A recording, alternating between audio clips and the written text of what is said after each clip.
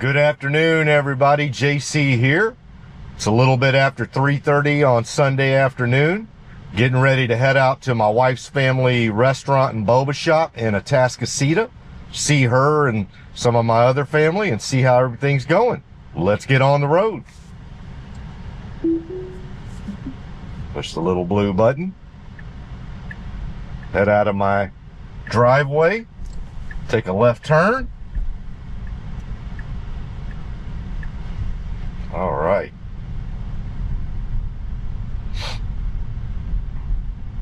Beautiful day here in the greater Houston area. It's about 78 degrees, blue skies, lots of sun, no clouds. About as good as you could draw it up. All right, no oncoming traffic from either side. Take our left turn. Come up to the stop sign, heading out of my neighborhood. Take a right turn. All right, we are on our way to Atascocita. So yeah, just a gorgeous day.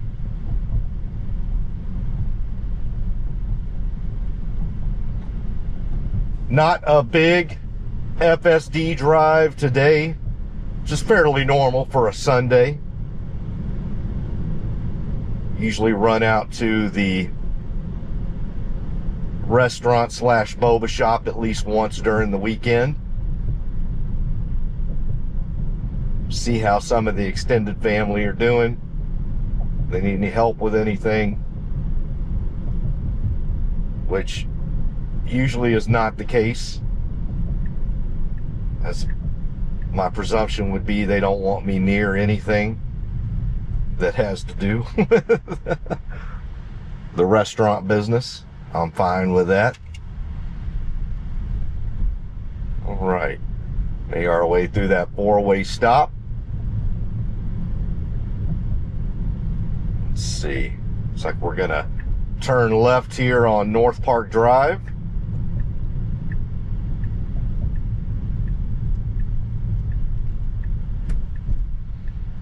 All right. So yeah, it's like I said, it's right now as I'm doing this drive, it is Sunday afternoon, about now almost 3:45 in the afternoon. So really excited here. Hopefully in 24 hours, a little bit over 24 hours, we're gonna have the 8th flight of the Starship.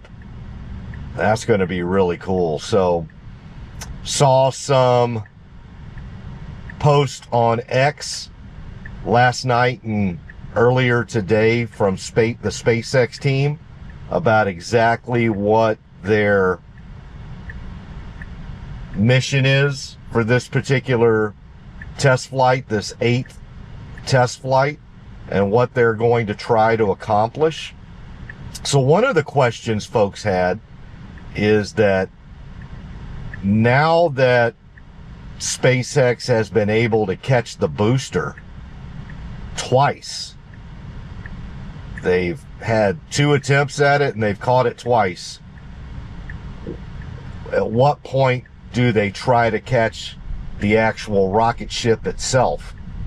And I believe, based on what I read yet last night and today, that is not going to be part of this 8th test flight. They are not going to try and catch the actual ship with the tower. So their plan is hopefully to have a rocket propelled, engine propelled soft landing. Depends on what you consider soft, but have a landing in the Indian Ocean where it comes down. Obviously, soft is in the eye of the beholder, but softer than if it was just doing a free fall. Obviously, oh, there we go. We got a older Model 3 right there. Awesome. But that is the plan. So and don't use me as the end-all be-all for any SpaceX news. Definitely do not. So I'm just disseminating and summarizing what I think I've read on X directly from the SpaceX folks, is that the plan is they are going to try to catch the booster again, which will be fantastic. So this should be the third attempt at catching the booster. So they caught the booster 3 flights ago, and then the flight in between, they did not attempt to do that. That was going to be part of the original plan, but then they decided not to for a myriad of reasons during the flight. And then this last attempt, they also caught the booster. And that's just, man, what a amazing scene when you're watching that booster come into the rocket, to the launch pad, and get caught by the tower. It's just, man, I mean, it's something that's never been done before, and now it's been done twice. It's just amazing. I mean, the first time you see that, it's almost like, are my eyes lying to myself? Is that CGI? And then they do it a second time, and of course, they'll do it many, many, many more times, and it'll start becoming commonplace. But that's what SpaceX does, is they make things that have never happened before all of a sudden commonplace. But yeah, eventually the plan will be to also catch the ship, the rocket itself, the rocket ship, the Starship, at the launch site as well. And man, when they're able to catch both of them, I mean, it's game on then, because then you're basically talking about, if you can repetitively catch both of those, I mean, you could be doing launches on a weekly basis. I mean, I don't want to overstep my knowledge base here. I am not an engineer. I am not a scientist. I am not, like I said, I am not the authority on rocket science. I am not a rocket scientist. But from talking to those who are very well versed in that, and who are engineers, and who are rocket scientists, which is an amazing thing about X, is that you can just be a Joe Schmo in Porter, Texas, like me, and get to interact with some of the world's foremost rocket scientists on a social media platform. It's crazy, but you can do it on X. And I've also been on Spaces with folks that obviously don't work directly for SpaceX, because obviously they can't get on in the Spaces and talk freely with us. But folks that have done that can talk freely. They're not under NDAs. And that's my understanding, is once we get to a point where SpaceX can catch both of those, I mean, you're theoretically talking about weekly, and dare I say daily. And I don't mean like every day, but the amount of time that we now have between test flights, which fortunately, it seems like we're now on a monthly clip, now that we're catching the booster at least, and doing soft landings in the ocean with the ship. I can't remember the exact date for IFT-7, but I want to say it hasn't been that much longer than 30 days, maybe even less. I'd have to go back and look at the exact date, but sure seems like we're kind of more on a monthly clip. But if you can catch both of those, now we're getting down into weeks and days, right? So you could theoretically see, test flights taking place over a matter of 5, 6, 7 days instead of every month or so.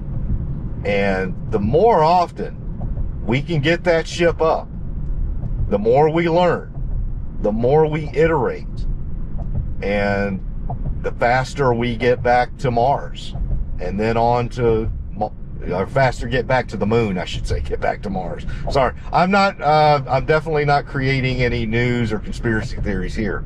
But, so now I just misspoke. We have not been on Mars. We have not sent a spaceship to Mars, to my knowledge. But the faster we can get back to the moon, and then on to Mars, and then on into to the rest of our solar system, beyond our galaxy. I mean, like, that's the plan here. The plan is to spread humanity and our consciousness out beyond Earth, further into our solar system, further into the galaxy, further on into the universe, as far as technology will allow us. And when technology doesn't allow us, we then continue to iterate on technology. So it's just a continuously, we're never done. That is one of the most beautiful things about humankind, is that we're never done. You know, Australopithecus was never done. Homo erectus was never done, to the point that they put themselves out of business. And that's just, I mean, to me, that's beautiful. To me, it's beautiful that our ancestors were so forward-thinking and pushed things so far that they eventually put themselves out of business so that their grandchildren, their children and grandchildren, the next species, could move on even further. And that's not a tragic story to me. That's a beautiful story. Because make no mistake, Australopithecus, Homo erectus, they're all our ancestors. Sorry, I know to some folks maybe that's, it is 2025. Hopefully I'm not stomping on anybody's belief patterns here, but I should feel free to talk about my own belief pattern. And my belief pattern is definitely centered in science, but I will also be the first to say that science never sit, and so nobody's belief pattern should ever be put down. And we've always got to be continuously open to everything. And so I'll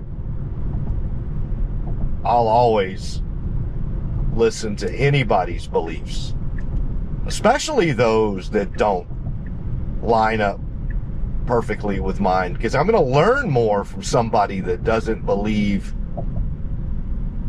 the same trajectory of humanity that I do. Because like I said, I'm a Joe Schmo. I'm a Marine jarhead veteran turned accountant in Porter, Texas. So I have zero authority. And there are folks with much more education, much more IQ points, many more IQ points, I should say, to be grammatically correct, much more well-versed, much more brilliant than me. Again, grammatical error there. And they have a completely different belief pattern than I do. And what I found is in some cases, those folks don't really have a tremendously different path. They just believe that some of the stuff that I have gleaned from science just has a different source, but that the historical pattern may be the same. So, you know, you'll never know that without having, you know, open-ended discussions with folks. So, but anywho, kind of went off on a tangent there. But yeah, I'm just excited about this 8th Starship test flight, because I just want to see more and more and more of them. I want to see them start happening more routinely, have new and even more interesting plans for each successive test flight. Yeah, really excited. All right. Now, for those of you who have watched any of my previous videos, you kind of know that I have chosen a path to my wife's family restaurant and boba shop that's a little bit, got a little bit of a detour here. And it's a quick one. I just want to go and take FSD version 13.2.8 back through that intersection of Moon Trail and FM 1960. So that's why we're kind of heading off on a little bit of a tangent, but as soon as we do this one little detour, we will be back on the main road to the restaurant. I mean, we're still going south towards Atascocita, but I have taken it off of Westlake Houston Parkway over here to FM 1960 and Moon Trail. Because again, it's a really, really good barometer of how well FSD, Tesla FSD, is doing in city driving for Houston, Texas. This particular intersection is one of the most difficult intersections that the city of Houston can throw at FSD. And once we get up to it, I'll go into a little bit more detail on exactly why that is. I know I've done it in previous videos, but I'll go ahead and set the table stakes again. All right, we're going to take a right here on Enchanted Timbers, right behind a Hummer. I used to drive a bunch of those in the Marine Corps. Not that one. Wasn't as nice as that one. Let me get this up here to get ready,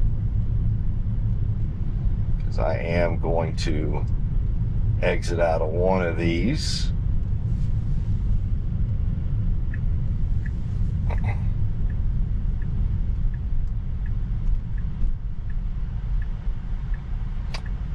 All right, should make a left turn here.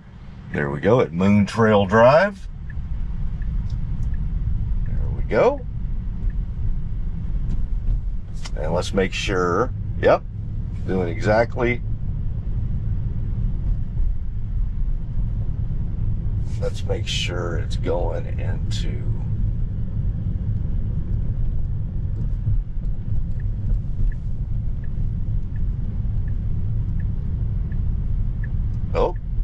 doing here. Hold on a second.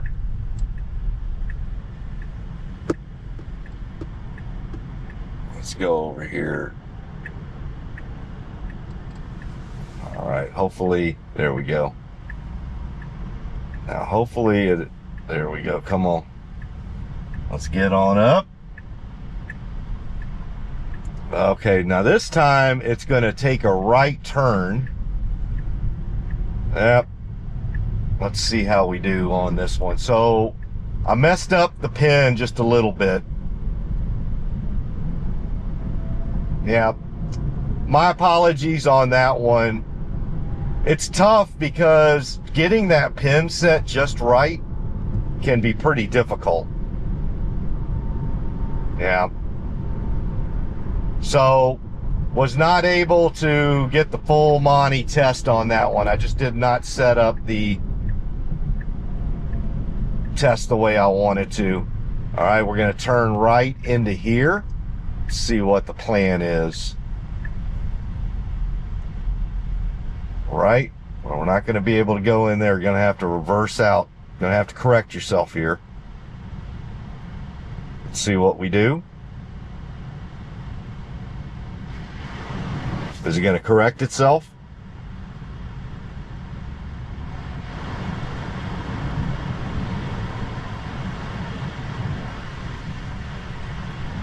Let's give it a second. It hadn't given up yet.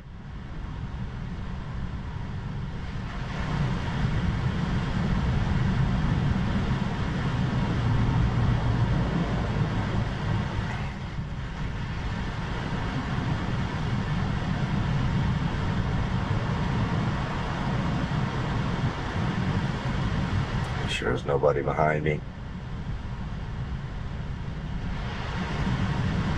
All right, you know you can't go into that construction zone. You should be able to back out though. Let's give it a little more time.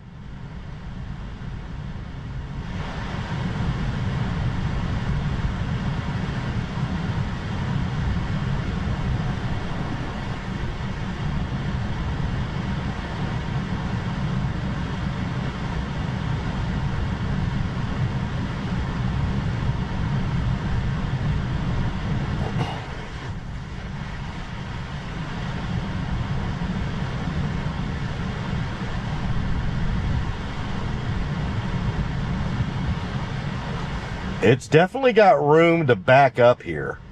So let me see if I hit the accelerator just a little bit, if it does anything to make it back up.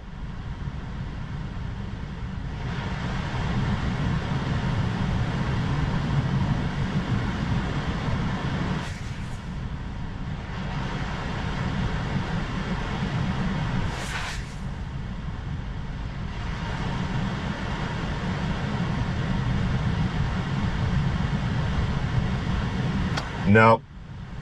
So I'm going to intervene.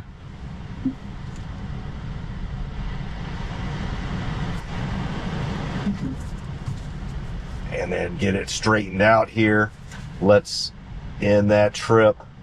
And now we'll go to, let's see. I've already got it preset here, so I want to make sure I use the right one. Make sure that's it. Yep.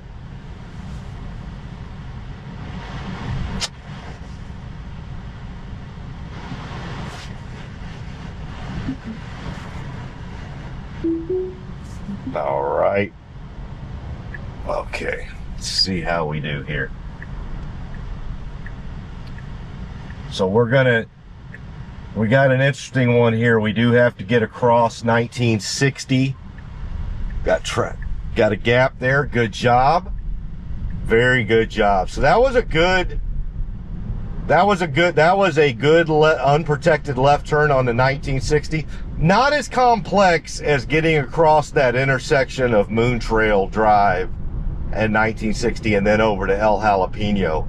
But my apologies. I screwed up the pin on that test. I thought I had it going. Sometimes when you set the pin manually, these parking lots are just funny. And it did not set, because obviously, as you saw, it had us taking a right instead of coming over here. So when I set that pin, it must have set the navigation set it over to the right. So did not work out the way I planned. It was, so then when we took the right turn and I reset the pin, it was going to do a U-turn or turn around to come back. So it made a right turn into that opening. There was a little cove right there by that coffee shop, and it was going to try to basically turn around in that cove. There wasn't enough space, so it stopped at that construction cone, but then it would not reverse itself. So I was kind of I wanted to give it some time to see if it would get itself out of that predicament, and it chose not to. It never gave up. So unless it just gives up, and when I say give up, you'll know when it gives up. It basically parks. And it didn't do that. So I thought, well, maybe it's going to reverse itself out. And it just didn't. So we needed to intervene there. So we had a non-critical intervention in order to get FSD back on its way and get out of that cove.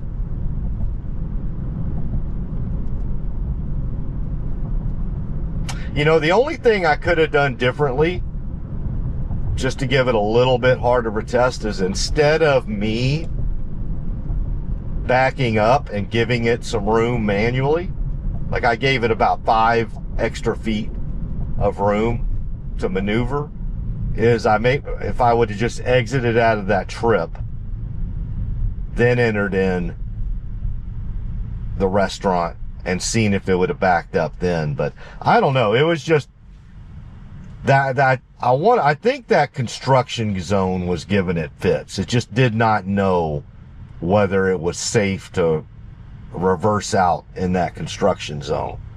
And so, yeah, it basically stayed put. Didn't give up. That's really the only thing that's kind of got me scratching my head, is I would figure it would give up. And I gave it a bit of time. It's not like I rushed it.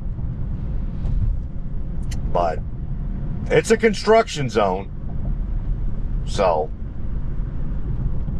not the easiest type of situation to maneuver around.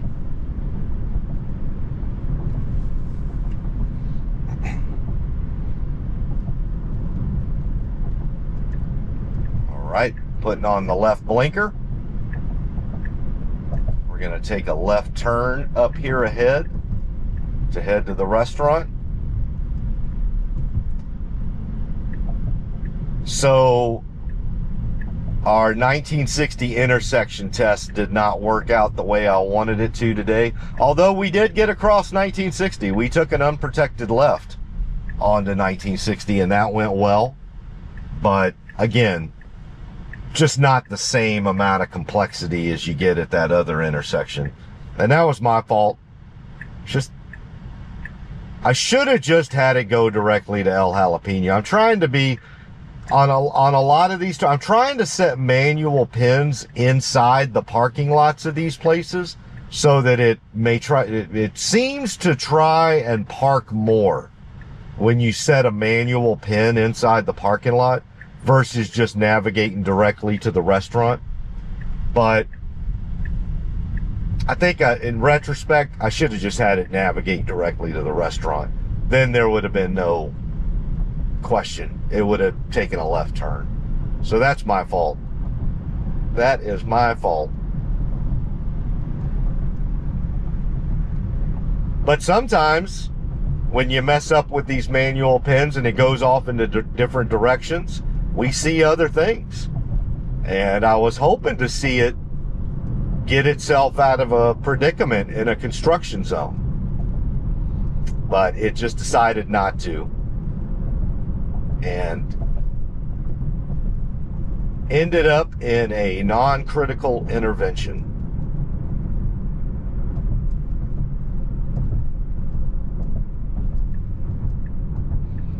All right, we don't have very far to go here. We only got about half a mile till we get to the restaurant, but it's decided to get around slower moving traffic in front of us. We're going right now. This is a 35 mile per hour zone, and you see we're going 46.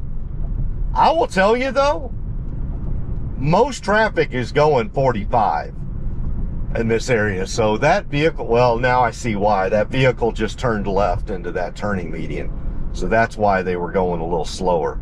But nobody goes 35 through here. Just, they don't. You can see with the traffic ahead of me, we're going along with traffic.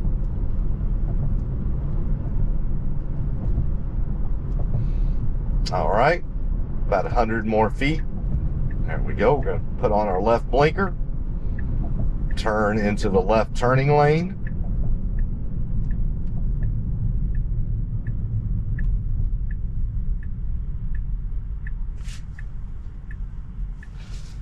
Make our left turn.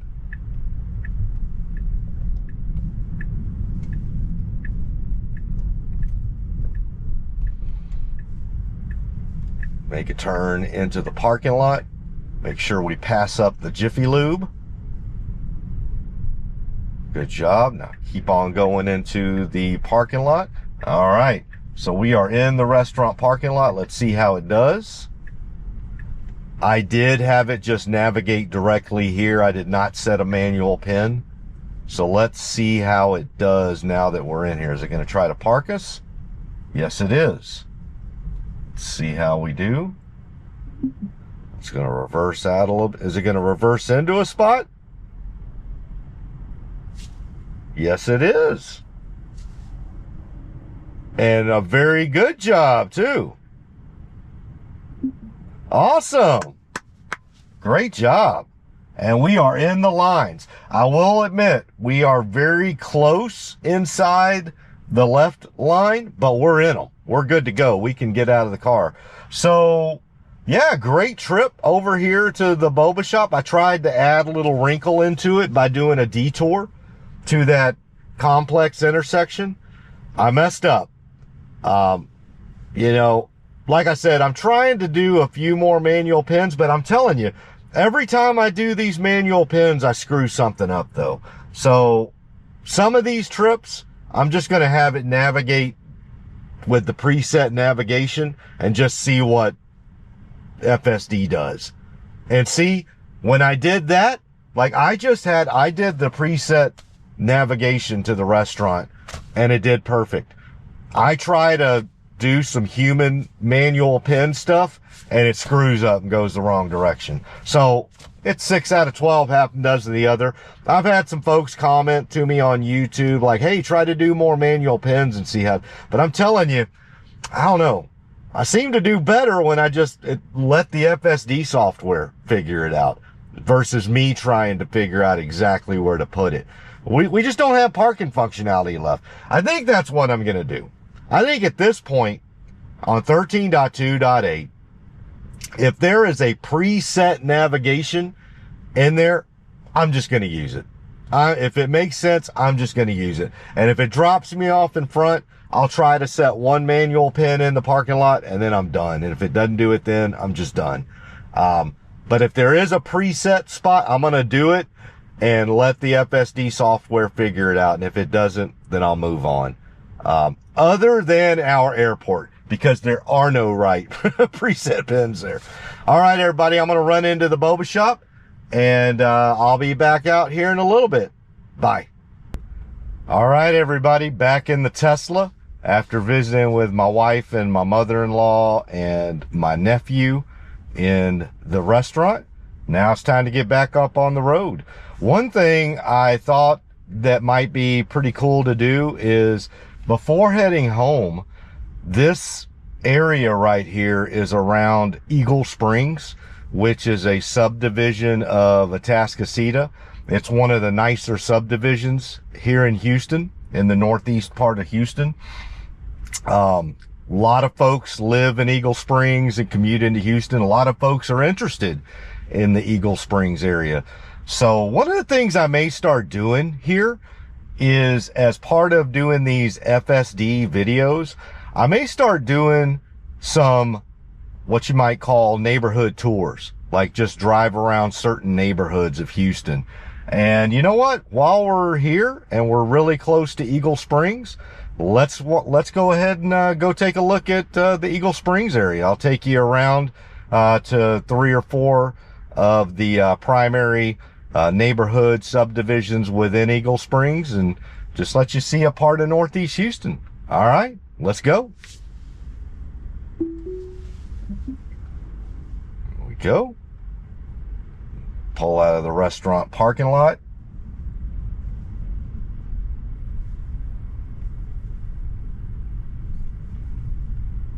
Make our left turn around.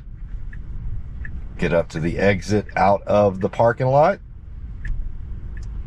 No oncoming vehicles, so we should be good to go. There we go. Get on Will Clayton Parkway and head towards Eagle Springs. Oh, we're starting to get some clouds. Look at that. And it looks like it's a little dark as well. So we may actually get some rain today. And you can see the wind right now. Usually got the American flag, Texas flag, and then some sort of other flag with a Christmas tree on it. Couldn't really tell there. But let me go ahead and bring up the navigation here. There we go. So yeah. So while we're doing this Eagle Springs neighborhood tour, I'm going to go ahead and keep the actual navigation up on the screen as we pass through different neighborhoods. Makes it easier for me to know when we're getting into a subdivision and I need to exit out of stuff. So forgive me, you won't see as much of the FSD full self-drive visual. You can still see it right here. You can see the blue line, but I know a lot of you like to see it on the full screen. But while I'm doing these kind of back to back neighborhood tours, I'm going to go ahead and keep that up there. All right. So once we get up to the traffic light here, and take a left turn into Eagle Springs. Eagle Springs is actually on both sides of Will Clayton, so we're going to go to both sides, but we'll start over here. All right. And there we go. We're on Eagle Springs Parkway. So that is the main thoroughfare for Eagle Springs. So yeah, little table stakes for Eagle Springs. This is in the northeast area of the greater Houston area. Eagle Springs is probably about a good 25 miles away, 25 to 30 miles northeast of downtown Houston. It is definitely a bedroom community. I would say that the typical homes in Eagle Springs, these are going to be some pretty good size homes. I mean, I'd say the average home here is, 3,000 square feet all the way up to 5,000 square feet. All right, making our left turn. So pretty good size homes, but also they've got some starter homes in here as well. So I do think that there are some homes that are in that, 2,500, 2,200, 2,500 square foot range as well. Now we're going by the front of Eagle Springs. You got one of the parks over there. Got a bunch of people sitting out there watching their kids play sports. Got some flag football going on. Folks parked along the side, hanging out for the day. The sports complex over there. All right, we're going to take a left turn up here at the four-way stop.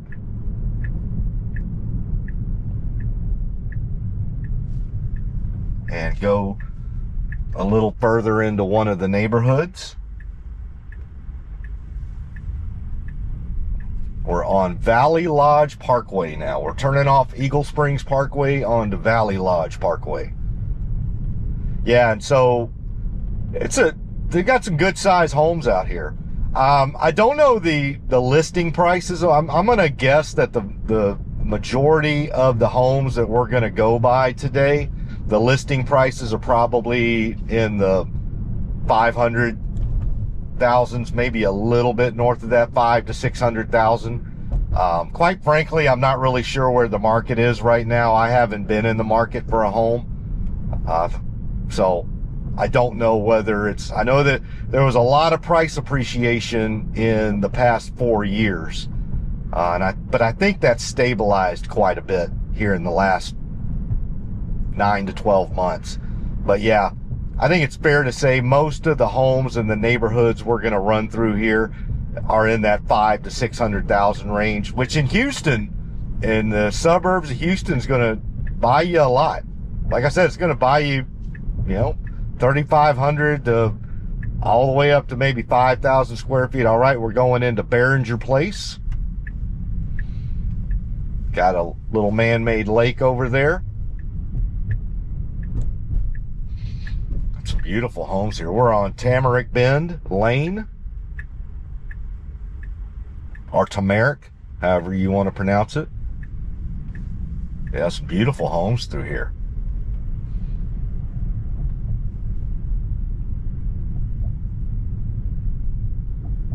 Got a little bridge over the lake here, the pond, walking paths.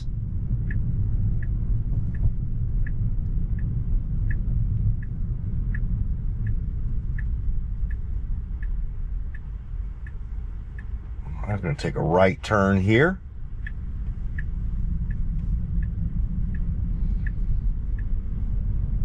Yeah, see, I guarantee you that house right there is probably a little bit north of 5,000 square feet there.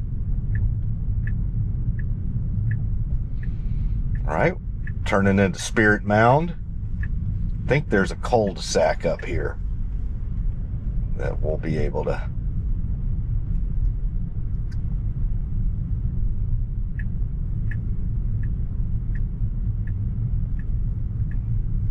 Right? Yeah, just really nice homes through here.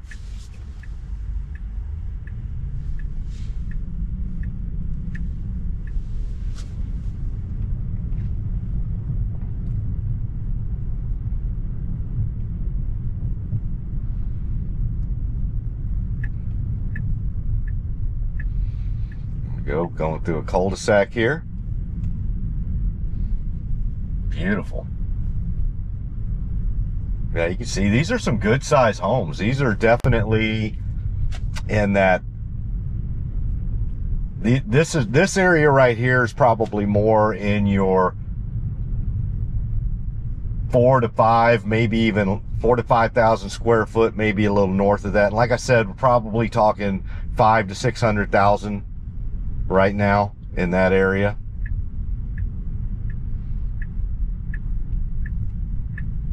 We're circling around the cul-de-sac.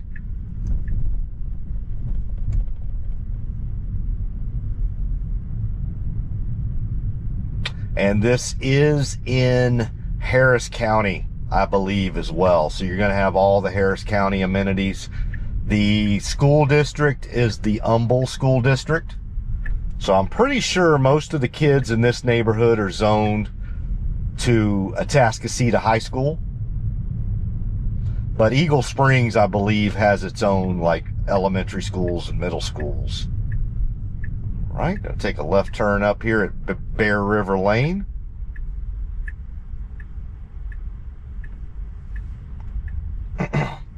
So like I said, this is definitely one of the more favorite suburban areas of Houston. It's comparatively, it's relatively new as well. And I don't mean like new in the last year or two. As you can tell, it's been around a while. But it has, I want to say they started developing Eagle Springs, gosh, it couldn't have been more than 15 years ago. So folks really started moving in here back in the 2010s. So it's definitely established now. Like Eagle Springs is an established suburban area now, but it's still, you know, all of the home building out here is, you know, like I said, 5 to 10, maybe 15 years old. All right, we're going to take a right turn up here. A Model 3 right there. Come back out, go to our next home area.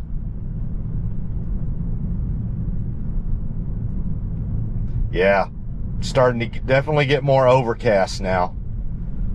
And there's a pool area, community pool, playground. Looks like we got a elementary school up here. So you got Atascocita Springs Elementary right there. So everybody in here, you can just walk your kids to the elementary school. Very nice, wide open expanse roads. The roads are good through here. You can tell, oh, look at all the kids out there playing. Everybody's having a good time. Hopefully it doesn't rain on them. Hopefully this holds up.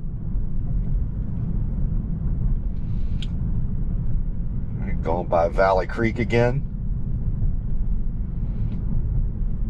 We are on the other side of Valley Lodge Parkway.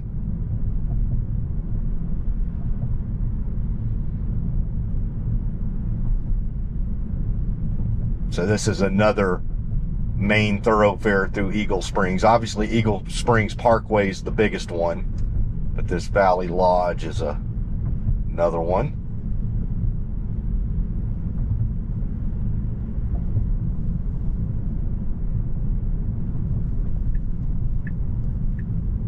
All right, we're coming up to Timber Forest. We're gonna make a left turn on Timber Forest, but then make an immediate right back into another Eagle Springs neighborhood.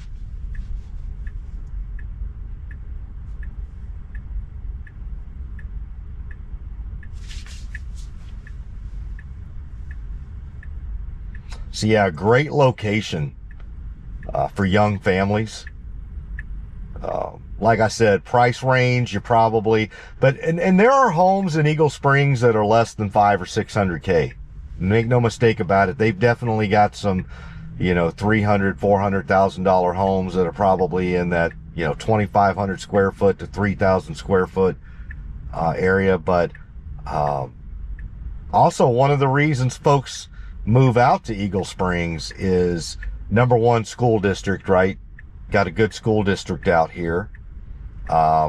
You're not in the hustle and bustle of inner city Houston, so less traffic out here, and you get a lot more home. You get more bang for your buck. So like I said, you can get a 5,000 square foot home if you so desire. If you need that, well, nobody needs that much, but if you want that much house, say you want a 4,500 square foot home or a 5,000 square foot home, you can find those out here in the $500,000 to $600,000 range. You're not going to find that price range in inner city Houston. Like if you go to the Heights or West U, Rice Military, Montrose, Bel Air, you're going to be 3x of that, maybe more.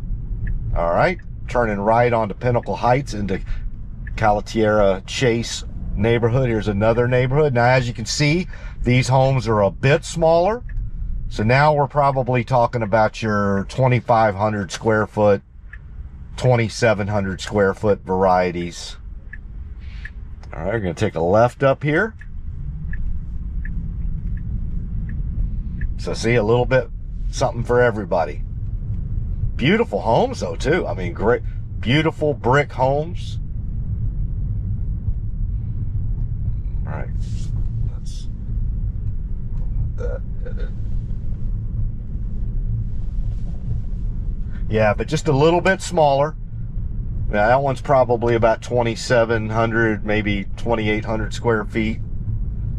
So these are probably more in your $300,000 to $400,000 range through here. Single story.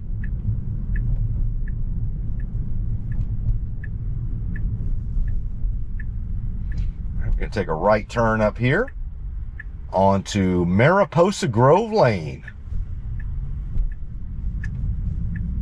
Got a playground over here. Plenty of playgrounds. Little small nook and cranny playgrounds all over the place, which is great.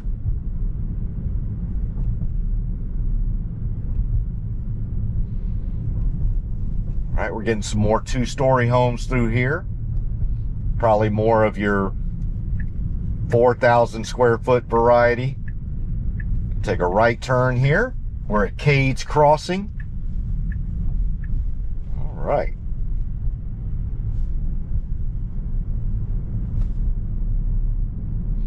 Going over the bridge. Not sure if this is connected to that pond. No. Young lady out with her puppy dog.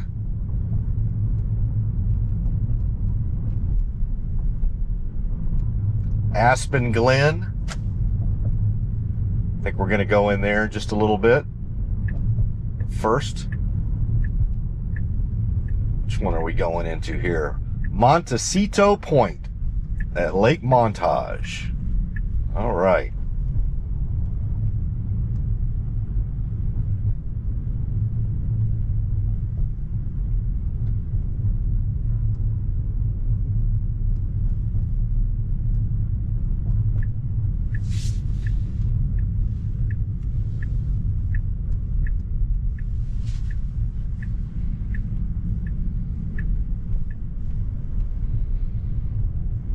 Yeah. Beautiful homes through here. Absolutely gorgeous.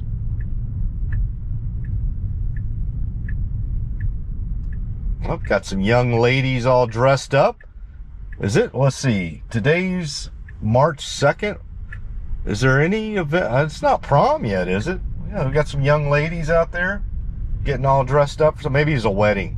Maybe that's what it is. Although they had different colored dresses on, so... No, I don't know. I'm so far out of the loop. My kids are all grown and out of school, so apologies if prom or something's going. Usually this is kind of early for prom, though. But, and it's a Sunday, so I don't know. Yeah, I don't think it's prom. They wouldn't be doing prom on a Sunday. Just an old man jaw-jacking here. I have no clue. And I didn't want to bend my head out of the window and ask them what they were doing, because the last thing any 17 or 18-year-old group of girls wants to see is an old fart stick his head. What are y'all doing? Because highly likely this trip would end and I would be taken out of my Tesla and spend the rest of the weekend elsewhere. All right. Now we're going to take a right here into Aspen Glen.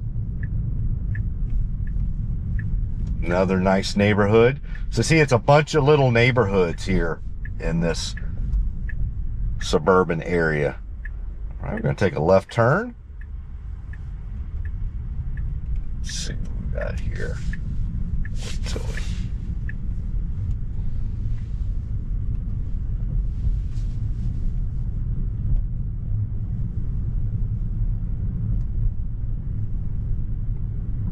So see some more one-stories here. Probably pretty good size one-stories mixed in with a few two-stories. But yeah, more of your 2,500 square foot to maybe 3,500 square foot variety.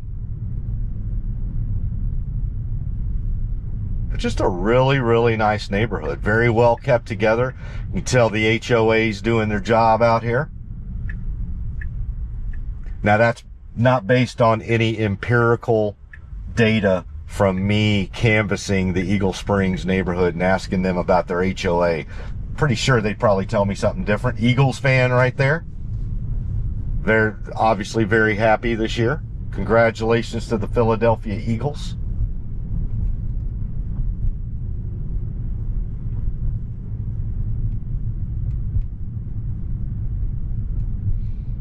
Nice little cul-de-sac right there with some big old two-stoves. Yeah, those are definitely more like 5,000 square foot homes. So yeah, you can see that they kind of section off where the cul-de-sacs kind of have the largest homes.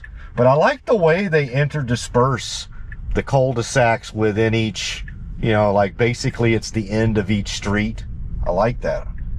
All right, leaving Aspen Glen. So see, that wasn't a huge little neighborhood here, but it's nice. It's got it self-contained. Got a little playground area. Got its own little pond, walking area. All right, we're going to move over to another one.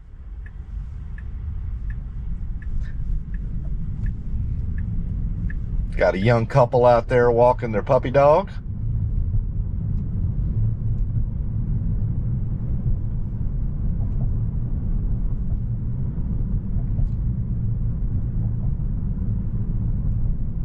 Yeah, it's definitely starting to get more overcast now. Interesting.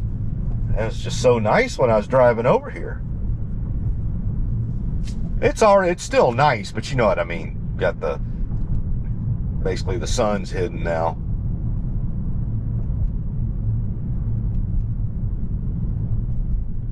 Got another pool and playground over here. Lots of community pools, lots of playgrounds. It's called the Island Club at Lake Montage. And we're about to go into a place called Meridian Cove, also at Lake Montage.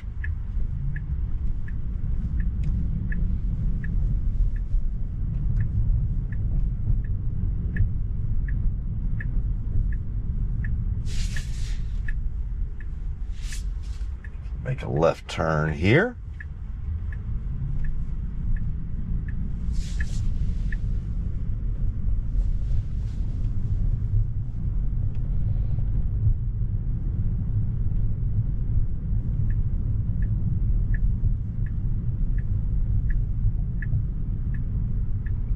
Could turn into one of the neighborhoods.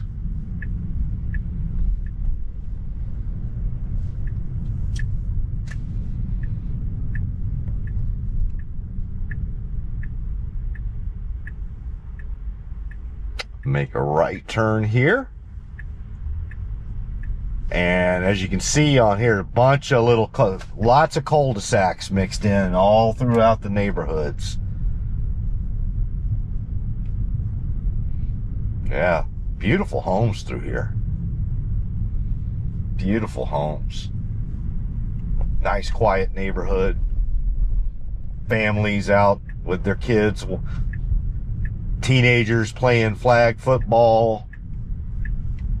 Ultimate frisbee. Young kids at the playground.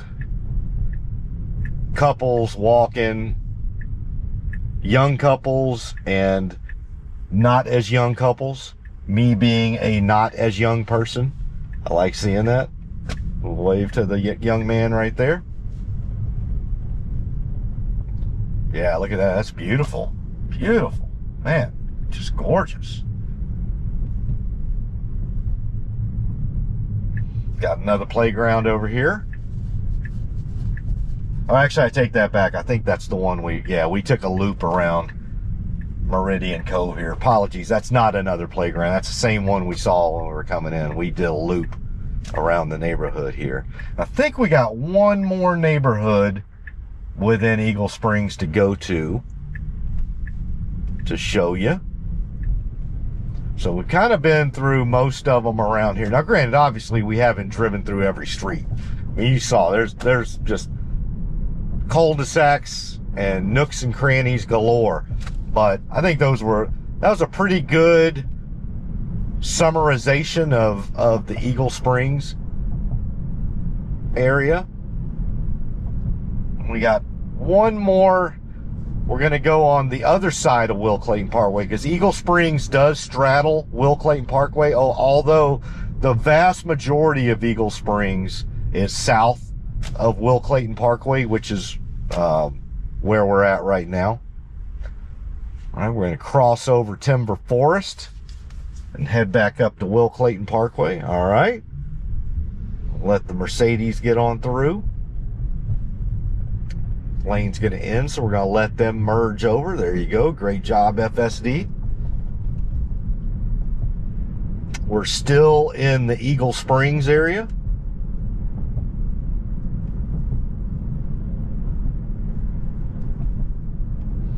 I believe we are on Valley Lodge Parkway again. I think with Martin Ridge. Some kids out biking. I am not a real estate agent, by the way. I'm not trying to sell anybody on Eagle Springs. I was just out here and I thought, it's a great area. And I know a lot of really great people, great young families that live in Eagle Springs, friends of mine. I drive pretty close by it every day. And I was like, you know what? If I'm going to do a neighborhood tour, if I'm going to do some kind of FSD neighborhood tours, I ought to start with Eagle Springs, since it's very close by my wife's family restaurant. So, yeah. And this is considered part of Houston. So whereas where I live is technically not part of Houston, I'm in Montgomery County. So Porter and New Caney are really its own area. We're considered to be part of the greater Houston metro area, but we're not part of Houston as a city, part of the Houston city. Eagle Springs is. Eagle Springs, Atascocita, Humble, this is all part of Houston. So you got all the Harris County amenities or troubles, whichever way you want to look at it. You can look at that in a lot of different ways. But, yeah. But again, it's the Humble Independent School District. So that's going to be, you're going to be zoned to Atascocita High. Although I do think some folks probably go to Summer Creek, Humble High, probably not Kingwood or North Park. But plenty of schools. I believe there are 8 high schools in this school district. So you're covered either way.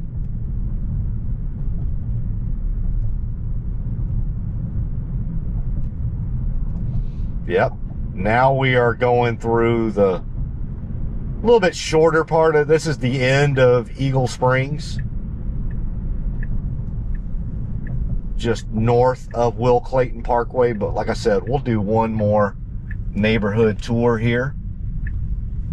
This is Laurel Woods.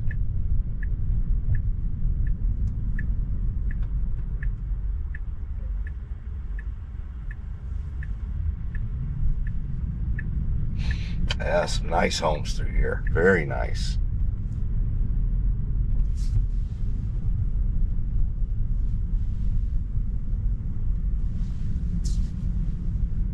Some kids out playing basketball. Wave at the kids, they wave back. That's nice. Hey, when kids wave back at you, that's pretty nice. That's pretty cool. Usually I wave, anytime I wave at the old timers or young adult, they'll all wave back. But kids are sometimes, because, you know, they're trained right. All right, we got a little cul-de-sac here. Let's see how we do going around it. Man, these homes are just beautiful. Look at this. Very nice. How are we going to do on this cul-de-sac? Let's keep going through. There you go. Keep on going. Yep, we got a little bit of traffic right here to get through, but we can do it. Not traffic, but cars on the side of the road. Great job. Yeah, just gorgeous. Wave. Yeah, so these are definitely some bigger homes through here. Probably more of your 5,000 square foot variety.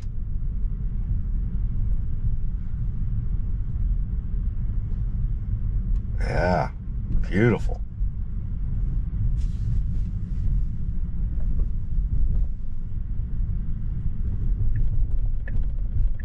Right?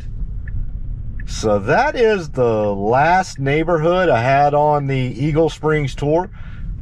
If anybody who watches this video actually lives in Eagle Springs or is interested in Eagle Springs for any reason, whether you're looking at it as another destination to move to, or you've got friends in Eagle Springs and you're curious about something, I'm not a private eye, I'm not a detective, so I don't do any of that work. But if you want me to, if you really liked what you saw, let me know, and I would be happy to go run by some other neighborhoods. But like I said, I just wanted to pick 5 or 6 of the individual neighborhoods within Eagle Springs. A nice little walking path right here going by the creek.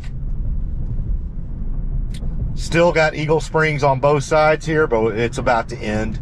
So we are coming up to the end of Eagle Springs. Cross Creek, Logan Ridge.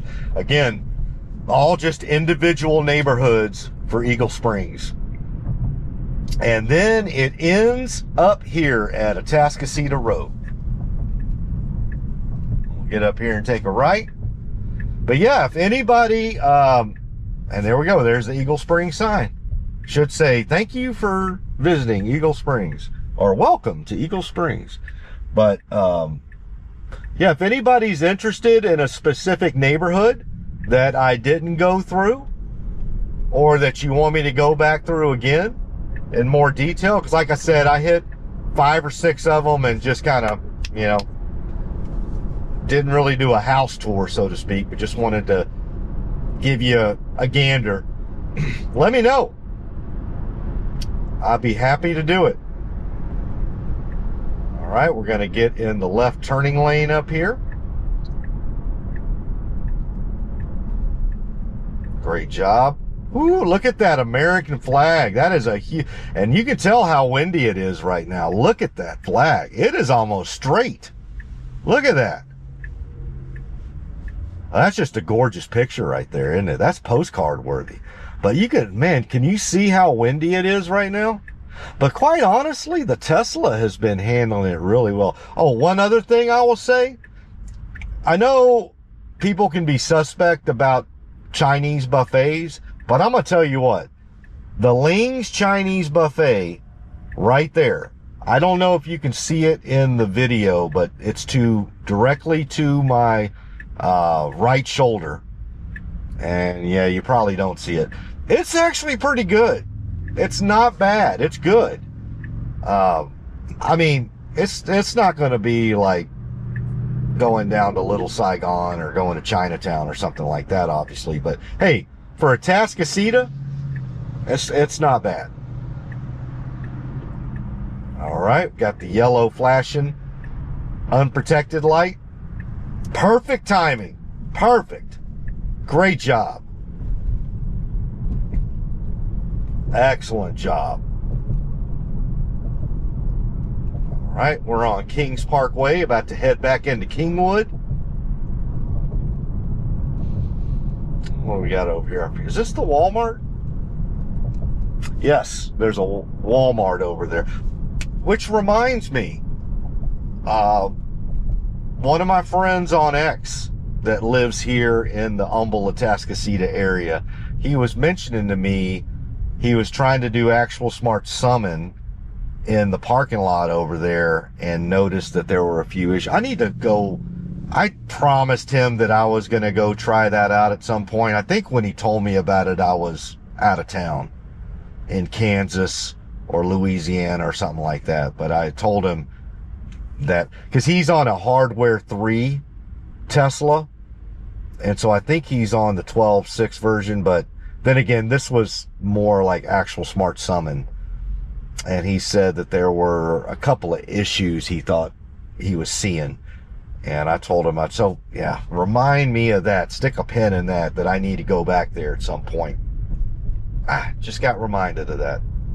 Sorry, Kevin. Kevin's going to watch this video and go, dude, you just drove by. Well, I've been in the car for a while. I'm going to go. I need to get on back to the casa with some stuff. But, yes, I will definitely. First of all, I need to go back into my timeline and see what you mentioned was the issue at that Walmart. Well, but yeah, I'll go try that out. All right, we're coming back into Kingwood here. Gonna take a left turn here at the 4-way stop. So yeah, we did a nice little tour of Eagle Springs. Like I said, Eagle Springs is a suburb of Northeast Houston, technically in the humble Atascocita area. But again, like I said, if anybody's interested in anything else out there, let me know. And really, you know, one of the things, again, like I said, what I think I may do is go ahead and start doing some more of these neighborhood tours around Houston. So I just did Eagle Springs. You've seen quite a bit of Kingwood, you know, because where I live in Porter, I'm literally right on the county line. So technically, most people consider me to live in Kingwood as well. So you get to see a lot of Kingwood on almost all of my videos. But yeah, so when I think about other suburban areas of Houston, you've got the Woodlands, and specifically, I've got some subscribers on YouTube. One in specific, I'm not going to mention any handles or names, but one really nice young lady on YouTube. She lives in Europe, and forgive me when you hear this. I want to say you live in the Netherlands, but I could be wrong. Please forgive me. Please forgive me. But I know it's somewhere there in kind of the Nordic region of Europe. But to an American, that means that it's Germany, Netherlands, Holland, Norway, Sweden. I'm just going to be blunt. To most Americans, if you say somebody's like that Germany, Netherlands, Holland, Norway, Sweden, Denmark area, I mean, God, it's going to sound like the terrible American, but I was going to say, it's kind of like one place to us. I'm sorry. I mean, I'm feeding into the crappy American stereotype with that, but yeah. And in fairness to me, most of the people in that area, you kind of come from the same ultimate lineage, right? Wow, that was a short light. Lord have mercy, that was a short one. Oh well. Probably because they're trying to get some traffic out of Kings River over here. Really nice neighborhood for Kingwood over here. It's called Kings Lake Estates, but we can't go in there. They're gated. So, unfortunately, some of these neighborhoods are gated. I shouldn't say unfortunately. Just like only from the vantage point of I can't go do a driving tour of it. But going back to what I was saying is, her daughter lives in the Woodlands. And so whenever I was going out to the Woodlands to see my brother-in-law, I was always getting really nice notes from her comments in my YouTube comments about that. And I promised her, I was like, well, tell you what, how about I do a nice, and since your daughter lives there, you don't get to see it much, I can just do a nice little driving tour around the Woodlands for you in FSD. You know, so yeah, I'll probably do the Woodlands. What other neighborhoods can I think of here? Probably Spring, although the Woodlands and Spring is basically one area, one overall suburban area of Houston. You've obviously got neighborhoods inside the loop: Montrose, Rice Military, Bel Air, Westview, the Heights, Galleria, Uptown, Tanglewood. Then you go further out west, you got Katy, Cinco Ranch, got Cypress up northwest, Cypress, Wood, what's the other one? Tomball. Of course, Tomball's you're kind of getting outside of Houston now with Tomball. Tomball in the northwest area is kind of like Porter and New Caney over here in the northeast area. You're basically on your way to Austin. When you hit Tomball, you're kind of, although I think there's a lot of people that live in Tomball and commute into Houston all the time. So it's still kind of a bedroom community, but let's just be blunt. Once you get on 290 and you're in Tomball, you're on your way to Austin. But yeah, let me know if there's any suburban areas of Houston or any neighborhoods inside the loop that you might be interested in getting a gander at if you don't live in Houston.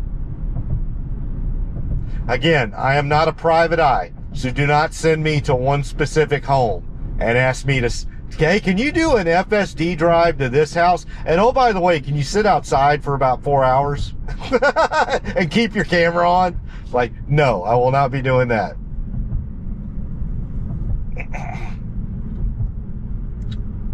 But I'd be happy to do a drive around any neighborhoods that you're interested in.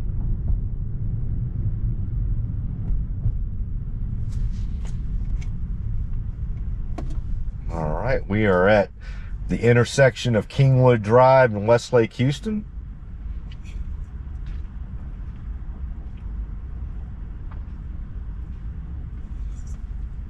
So we are at the city center of, or I guess you call it town center of Kingwood, Texas.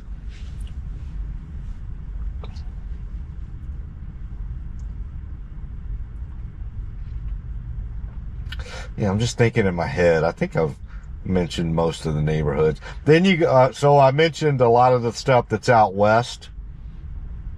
And then up north, this is obviously northeast, northwest. We talked about inside the loop.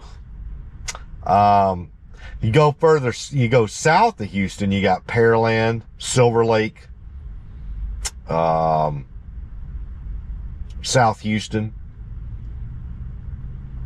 And you start going further south, and now you're talking, and then you got on the southeast, Pasadena, LaPorte, And then you keep going down 45, you got Seabrook, Clear Lake, NASA. So the whole NASA complex is basically down around Clear Lake, Texas. And then you keep going further south and you're in Galveston. Yeah, I need to do another trip down to Galveston here sometime soon. It's been a while. I think the last time I went to Galveston, how long ago was that? I think that was last summer. Yeah, I need to go. So a couple of places I've done some FSD drives to before, but man, it was so long ago. Galveston, I think I've done a couple of drives down to Galveston on FSD. But again, I think the last one I did might have been July 4th. It was a while back. So maybe as the weather starts getting better here, go on down. All right, we got a car in front of us that put on the left blinker, but we're just going to let them get on through because we do have traffic coming up to our right. Good decision making there. But yeah, head on down to Galveston one of these days. And then also another one of my favorite spots to go to just to relax. By the way, I love going to the beach. I like the water. I love the water. The ocean is my favorite. So here in Houston, the best beach is Galveston. I mean, I get it. It's, you know, for folks in Florida and on the California coast, but hey, Galveston is still nice. You get the ocean breeze, and there's some pretty spots down there in Galveston. Yeah, so I like to go down there. So got Galveston, but then there's also Lake Livingston, which obviously is not the ocean, but got a nice big lake up there at Lake Livingston. And I've done an FSG drive to Lake Livingston as well. That was quite a while back. I want to say that might have been almost a year ago. I think the last time I went to Lake Livingston was like last spring. So we're due for that too. So we got Galveston down south, Lake Livingston. So I can do some FSD drives down to Galveston or up to Lake Livingston, and then obviously do some video vlogging while I'm there. Walk around both of those places. What else? I think those are most of the neighborhoods in Houston. And then as far as like outside of Houston, some of the things I want to do, I need to get over to Beaumont one day. So I have not been to Beaumont. So I grew up in Beaumont. Beaumont's my hometown. But pretty much all of my family has passed away. Pretty much everybody I knew growing up has passed away. My grandparents have obviously passed on years ago. My mother's passed on. My father's passed on. My uncles and aunts. So I'm pretty much it. I mean, obviously I've got some cousins, second cousins, third cousins out there still in the Golden Triangle, but you know, I don't really know them that. Oh, there's a Cybertruck coming down there. Interesting. Yeah. A Cybertruck coming down. Let's see if they come by here or they made a turn on North Park. No, they made a turn on North Park right there. Yeah, y'all not going to be able to see it. But, so what was I saying? Yeah. So I want to get over to Beaumont. And really there's only two things I do now when I go to Beaumont is I go to visit my mom and my grandparents and my uncle, who are all buried at the same spot, same cemetery in Beaumont. So I'll grab some flowers and take them out there for my mother and my grandmother. Not that I don't love my grandfather, but they were old school Texas. I'm not putting flowers on their. No, they would haunt me that night. Boy, what you doing?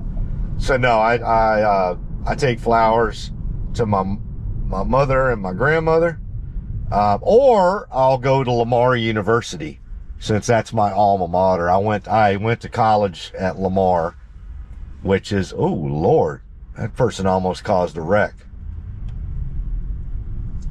But I have not, it's, gosh, how long has it been? It's probably been about a year and a half since I've been to Beaumont. The other good thing about going to Beaumont, and this is beside the point, obviously visiting my mom and my grandparents and my uncle, that's the main thing. But the other thing is, it's a lot of 2-lane highway between here and Beaumont. So you're talking about 100 miles. I would say half of that is 2-lane highway. And so that is a really good place to test out how FSD is doing on 2-lane highways, which I mentioned in probably 2 or 3 videos ago. All right, we're slowing down a bit here. I'm assuming they're turning right. Yep, there they go.